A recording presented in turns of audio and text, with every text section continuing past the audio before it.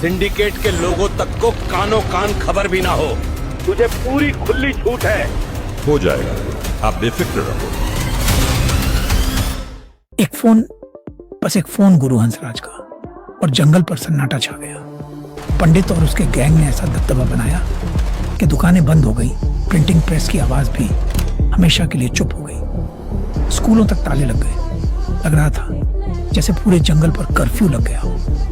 लेकिन इतने अंधेरे, इतनी खामोशी के बीच भी ये खबर फिर भी रास्ते निकालकर सिंडिकेट के